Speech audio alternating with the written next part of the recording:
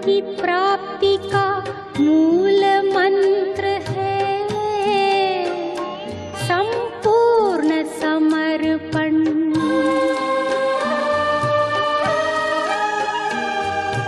है आत्मा चल प्रभु को सौंप दे, तू सारा जीवन।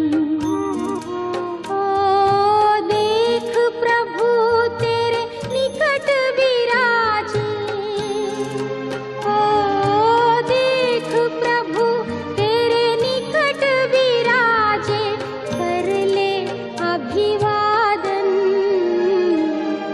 ज्योति बिंदु परमात्मा से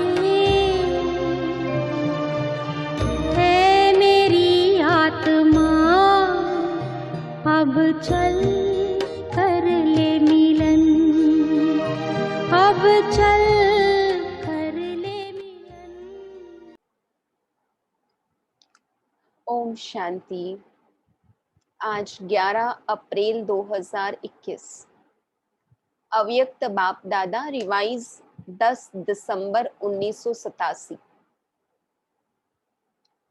मुरली का सार तन मन धन और संबंध का श्रेष्ठ सौदा। तन मन धन और संबंध का श्रेष्ठ सौदा। आज सर्व खजानों के सागर रत्नागर बाप अपने बच्चों को देख मुस्कुरा रहे हैं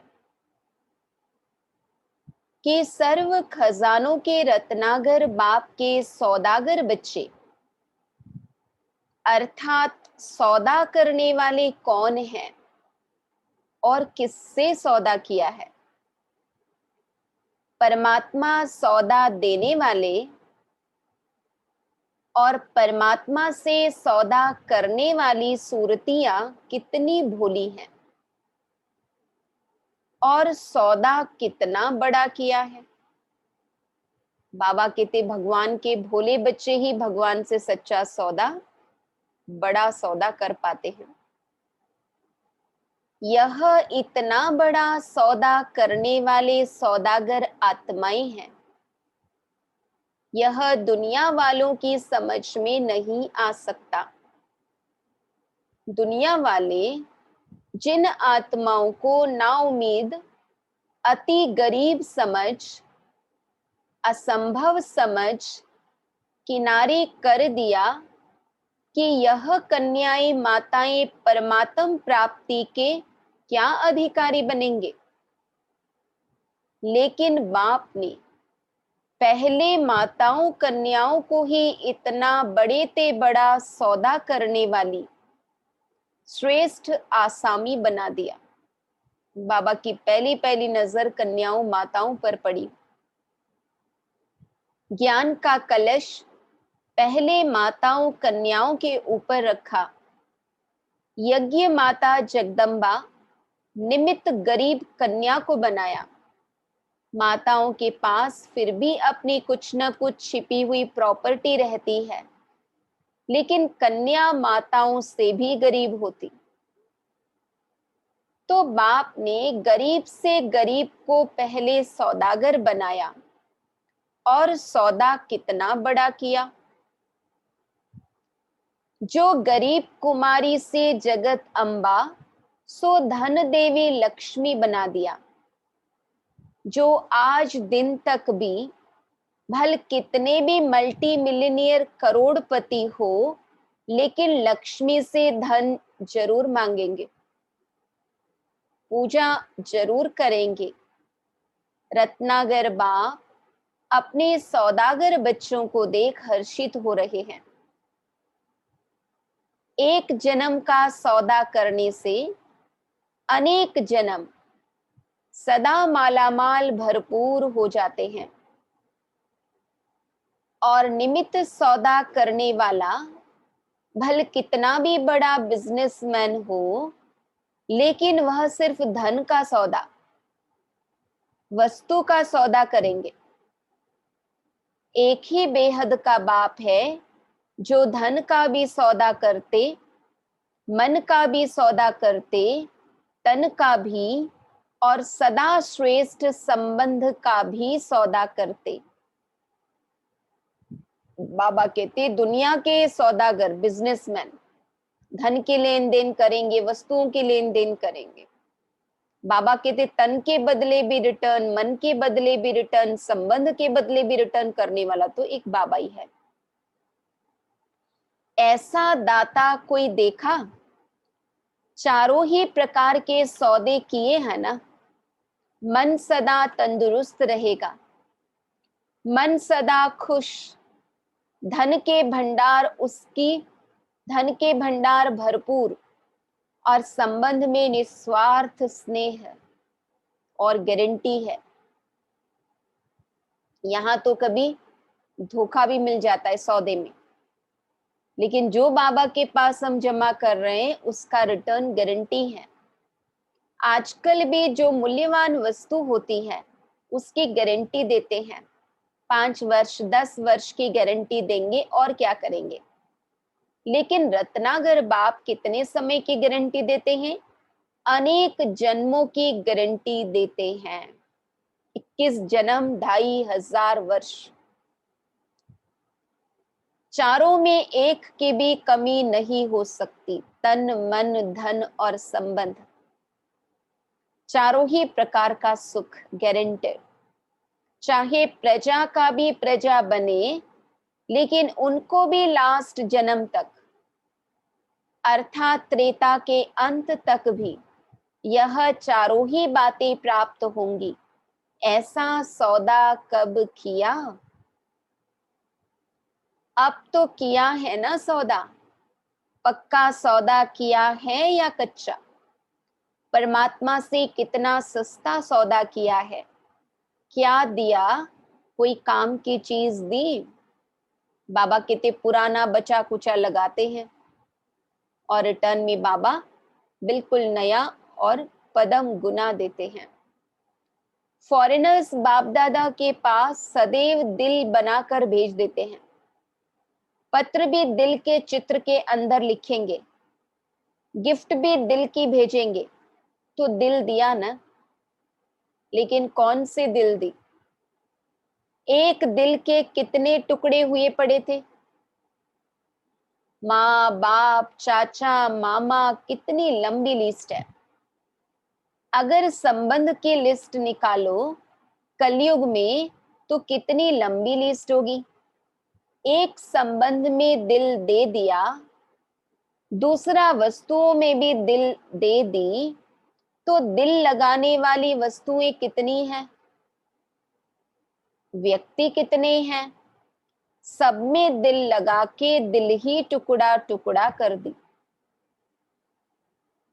बाप ने अनेक टुकड़े वाली दिल को एक तरफ जोड़ लिया, तो दिया क्या और लिया क्या? 1000 टुकड़े वाला दिल दिया और बाबा ने एक साबुत दिल हमारा बना दिया अपने से जोड़कर। और सौदा करने की विधि कितनी सहज है। सेकंड का सौदा है ना, बाबा शब्द ही विधि है। एक शब्द की विधि है, इसमें कितना समय लगता। सिर्फ दिल से कहो बाबा तो सेकंड में सौदा हो गया। कितनी सहज विधि है, इतना सस्ता सौदा सिवाय इस संगम युग के और किसी भी युग में नहीं कर सकते। तो सौदागरों की सूरत मूरत देख रहे थे। दुनिया के अंतर में कितने भोले भाले हैं, लेकिन कमाल तो इन भोली भालियों ने किया है। सौदा करने में तो होशियार निकले ना। आज के बड़े बड़े नामी ग्रामी धनवान धन कमाने के बजाय धन को संभालने के उलझन में पड़े हुए हैं। उसी उलझन में बाप को पहचानने की भी फुर्सत नहीं है। दुनिया के जो बड़े बड़े लोग हैं इतने व्यस्त हैं कि अविनाशी ज्ञान धन कमाने की उनके पास फुर्सत भी नहीं है। अपने को बचाने में, धन को बचाने में ही समय चला जाता है ना। बड़े बड़ों के पीछे भी कितने लगे हुए होते हैं। अगर बादशाह भी है तो फिक्र वाले बादशाह हैं, क्योंकि फिर भी काला धन है ना, इसलिए फिक्र वाले बादशाह हैं। और आप बाहर से बिन कौड़ी हो लेकिन बेफिक्र बादशाह हो, बेगर होते भी बादशाह। शुरू शुरू में साइन क्या करते थे? बेगर टू प्रिंस। अभी भी बादशाह और भविष्य में भी बादशाह है। आजकल के जो नंबर 1 धनवान आसामी हैं, उनके सामने आपके त्रेता अंत वाली प्रजा भी ज्यादा धनवान होगी। आजकल की संख्या के हिसाब से सोचो, धन तो वही होगा और ही दबा हुआ धन भी निकलेगा। तो जितनी बड़ी संख्या है उसी प्रमाण धन बांटा हुआ है। और वहां संख्या कितनी होगी उसी हिसाब से देखो तो कितना धन होगा। प्रजा को भी अप्राप्त कोई वस्तु नहीं, तो बादशाह हुए ना। बादशाह का अर्थ यह नहीं कि तख्त पर बैठे, बादशाह अर्थात भरपूर, कोई अप्राप्ति नहीं, कमी नहीं। तो ऐसा सौदा कर लिया है या कर रहे हो, वह अभी सोच रहे हो। कभी कोई बड़ी चीज सस्ती और सहज मिल जाती है तो भी उलझन में पड़ जाते कि पता नहीं ठीक है व नहीं। ऐसी उलझन में तो नहीं हो ना, क्योंकि भक्ति मार्ग वालों ने सहज को इतना मुश्किल कर और चक्र में डाल दिया है, जो आज भी बाप को उसी रूप से ढूंढते रहते हैं। छोटी बात को बड़ी बात बना दी है, इसलिए उलझन में पड़ जाते हैं। ऊंचे ते ऊंचा भगवान, उनसे मिलने की विधियां भी लंबी चौड़ी बता दी हैं। उसी चक्कर में भक्त आत्माएं सोच में ही पड़ी हुई है। भगवान भक्ति का फल देने भी आ गए हैं, लेकिन भक्त आत्माएं उलझन के कारण पत्ते पत्ते को पानी देने में ही बिजी हैं। कितना भी आप संदेश देते हो तो क्या कहते हैं? इतना ऊंचा भगवान ऐसे सहज आए हो ही नहीं सकता। इसलिए बाप मुस्कुरा रहे थे कि आजकल के चाहे भक्ति के नामी ग्रामी, चाहे धन के नामी ग्रामी, चाहे किसी भी ऑक्यूपेशन के नामी ग्रामी अपने ही कार्य में बिजी हैं, लेकिन आप साधारण आत्माओं ने बाप से सौदा कर लिया। पांडवों ने पक्का सौदा कर लिया ना। डबल फॉरेनर्स सौदा करने में होशियार हैं। सौदा तो सबने किया, लेकिन सब बात में नंबरवार होते हैं। बाप ने तो सभी को एक जैसे सर्व खजाने दिए, क्योंकि अखुट सागर है।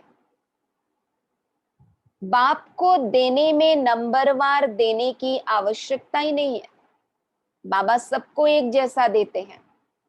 बच्चे लेने में नंबरवार बन जाते हैं।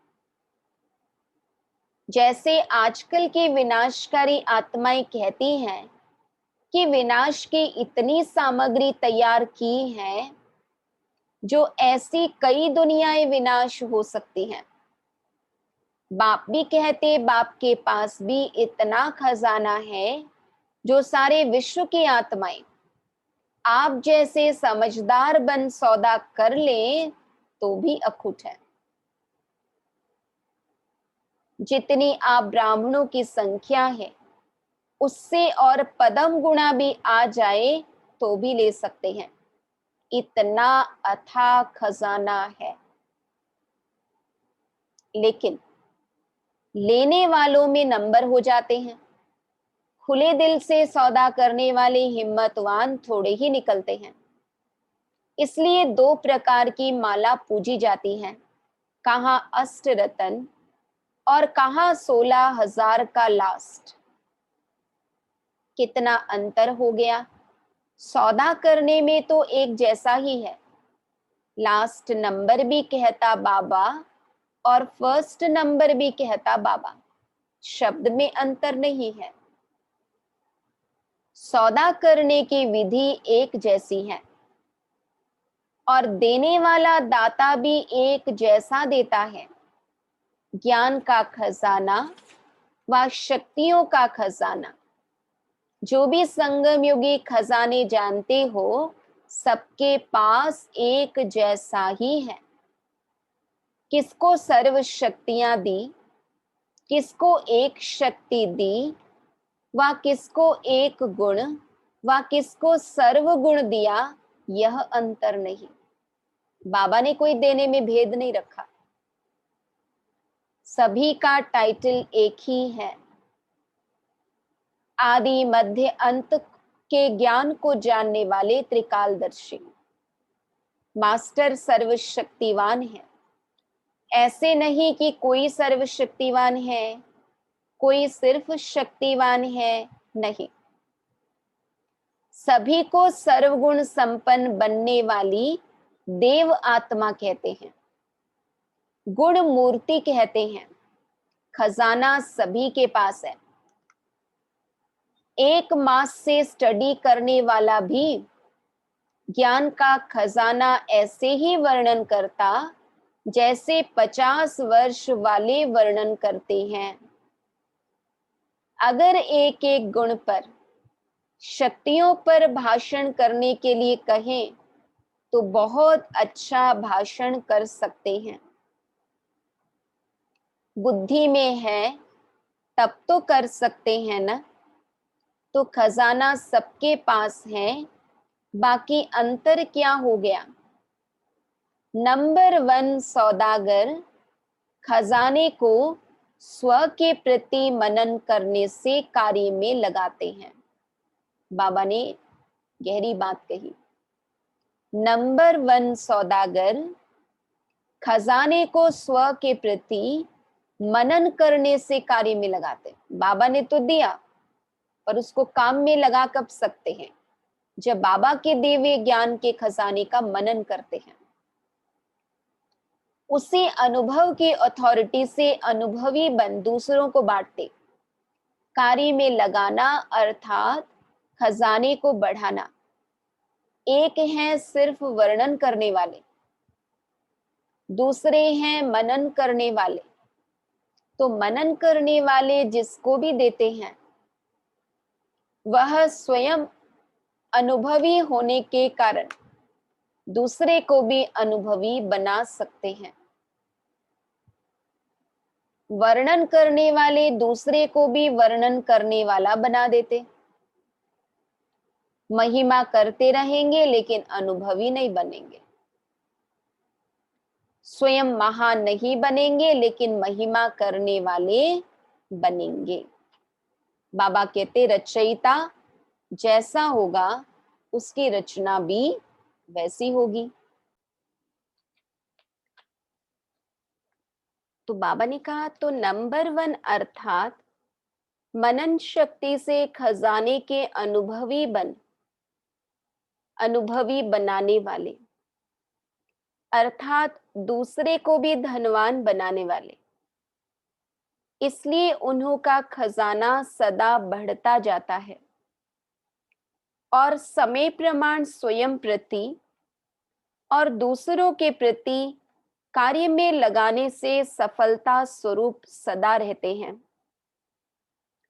सिर्फ वर्णन करने वाले दूसरे को भी धनवान नहीं बना सकेंगे और अपने प्रति भी समय प्रमाण, जो शक्ति, जो गुण, जो ज्ञान की बातें यूज करनी चाहिए, वह समय पर नहीं कर सकेंगे। इसलिए खजाने के भरपूर स्वरूप का सुख और दाता बन देने का अनुभव नहीं कर सकते। धन होते भी धन से सुख नहीं ले सकते। शक्ति होते भी समय पर शक्ति द्वारा सफलता पा नहीं सकते। गुण होते भी समय प्रमाण उस गुण को यूज नहीं कर सकते, सिर्फ वर्णन कर सकते हैं। इसलिए बाबा कहते मनन करने का बहुत महत्व है। धन सबके पास है, लेकिन धन का सुख समय पर यूज करने से अनुभव होता। जैसे आजकल के समय में भी कोई कोई विनाशी धनवान के पास भी धन बैंक में होगा, अलमारी में होगा या तकिए के नीचे होगा, न खुद कार्य में लाएगा न औरों को लगाने देगा। कई कंजूस ऐसे होते हैं, न स्वयं लाभ लेगा न दूसरों को लाभ देगा। तो धन होते भी सुख तो नहीं लिया ना, तकिए के नीचे ही रह जाएगा, खुद चला जाएगा। तो यह वर्णन करना अर्थात यूज न करना सदा गरीब दिखाई देंगे। यह धन भी अगर स्वयं प्रति व दूसरों प्रति समय प्रमाण यूज नहीं करते, सिर्फ बुद्धि में रखा है, तो न स्वयं अविनाशी धन के नशे में खुशी में रहते, न दूसरों को दे सकते। सदा ही क्या करें, कैसे करें, इस विधि से चलते रहेंगे। इसलिए दो मालाएं हो जाती हैं, वह मनन करने वाली, वह सिर्फ वर्णन करने वाली। तो कौन से सौदागर हो, नंबर 1 वाले या दूसरे नंबर वाले? इस खजाने का कंडीशन यानी शर्त यह है, जितना औरों को देंगे, जितना कार्य में लगाएंगे, उतना बढ़ेगा। वृद्धि होने की विधि यह है। इसमें विधि को न अपनाने कारण स्वयं में भी वृद्धि नहीं और दूसरों की सेवा करने में भी वृद्धि नहीं। संख्या की वृद्धि नहीं कह रहे हैं, संपन्न बनाने की वृद्धि। कई स्टूडेंट्स संख्या में तो गिनती में आते हैं, लेकिन अब तक भी कहते रहते समझ में नहीं आता योग क्या है, बाप को याद कैसे करें, अभी शक्ति नहीं है। तो स्टूडेंट्स के लाइन में तो है, रजिस्टर में नाम है, लेकिन धनवान तो नहीं बनाना, मांगता ही रहेगा। कभी कोई टीचर के पास जाएगा मदद दे दो, कभी बाप से रूरियान करेगा मदद दे दो, तो भरपूर तो नहीं हुआ ना। जो स्वयं अपने प्रति मनन शक्ति से धन को बढ़ाता है, वह दूसरों को भी धन में आगे बढ़ा सकता है। मनन शक्ति अर्थात धन को बढ़ाना। तो धनवान की खुशी, धनवान का सुख अनुभव करना, समझा? मनन शक्ति का महत्व बहुत है। पहले भी थोड़ा इशारा सुनाया है, और भी मनन शक्ति के महत्व का आगे सुनाएंगे। चेक करने का काम देते रहते हैं, रिजल्ट आउट हो और फिर आप कहो कि हमें तो पता नहीं, यह बात तो बाप दादा ने कही नहीं थी, इसलिए रोज सुनाते रहते हैं। चेक करना अर्थात चेंज करना। अच्छा, सर्वश्रेष्ठ सौदागर आत्माओं को, सदा सर्व खजानों को समय प्रमाण कार्य में लगाने वाले महान विशाल बुद्धिवान बच्चों को, सदा स्वयं को और सर्व को संपन्न अनुभव कर अनुभवी बनाने वाले, अनुभव की अथॉरिटी वाले बच्चों को ऑलमाइटी अथॉरिटी बाप दादा का याद, प्यार और नमस्ते। हम रूहानी बच्चों की रूहानी बाप दादा को याद, प्यार, गुड मॉर्निंग और नमस्ते। ईस्टर्न जोन के भाई बहनों से अव्यक्त बाप दादा की मुलाकात। ईस्ट से सूर्य उदय होता है ना, तो ईस्टर्न जोन अर्थात सदा ज्ञान सूर्य उदय है ही। ईस्टर्न वाले अर्थात सदा ज्ञान सूर्य के प्रकाश द्वारा हर आत्मा को रोशनी में लाने वाले, अंधकार समाप्त करने वाले। सूर्य का काम है अंधकार को खत्म करना। तो आप सब मास्टर ज्ञान सूर्य अर्थात चारों ओर का अज्ञान समाप्त करने वाले हो न। सभी इसी सेवा में बिजी रहते हो या अपनी व प्रवृत्ति की परिस्थितियों के झंझट में फंसे रहते हो। सूर्य का काम है रोशनी देने के कार्य में बिजी रहना, चाहे प्रवृत्ति में, चाहे कोई भी व्यवहार में हो, चाहे कोई भी परिस्थिति सामने आए, लेकिन सूर्य रोशनी देने का कार्य के बिना रह नहीं सकता। तो ऐसे मास्टर ज्ञान सूर्य हो या कभी उलझन में आ जाते हो, पहला कर्तव्य है ज्ञान की रोशनी देना। जब यह स्मृति में रहता है कि परमार्थ द्वारा व्यवहार और परिवार दोनों को श्रेष्ठ बनाना है, तब यह सेवा स्वतः होती है। जहां परमार्थ है वहां व्यवहार सिद्ध व सहज हो जाता है। भगवान की याद है तो व्यवहार भी अच्छा ही होगा, और परमार्थ की भावना से परिवार में भी सच्चा प्यार, एकता स्वतः ही आ जाती है। तो परिवार भी श्रेष्ठ और व्यवहार भी श्रेष्ठ। परमार्थ व्यवहार से किनारा नहीं कराता। कई समझते हैं ना कि विज्ञान में चलेंगे तो घर बार छोड़ न दे, पर बाबा क्या कहते, परमार्थ व्यवहार से किनारा नहीं कराता, और ही परमार्थ कार्य में बिजी रहने से परिवार और व्यवहार में सहारा मिल जाता है। तो परमार्थ में सदा आगे बढ़ते चलो। जो जिम्मेदारी निभा रहे हैं उसमें और मदद मिल जाती है बाबा की, यानी उसको और अच्छे से निभा पाते हैं। नेपाल वालों की निशानी में भी सूर्य दिखाते हैं ना, वैसे राजाओं में सूर्यवंशी राजाएं प्रसिद्ध हैं, श्रेष्ठ माने जाते हैं।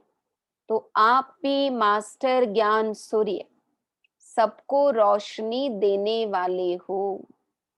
अच्छा वरदान, संगम युग पर हर कर्म कला के रूप में करने वाले 16 कला संपन्न भव।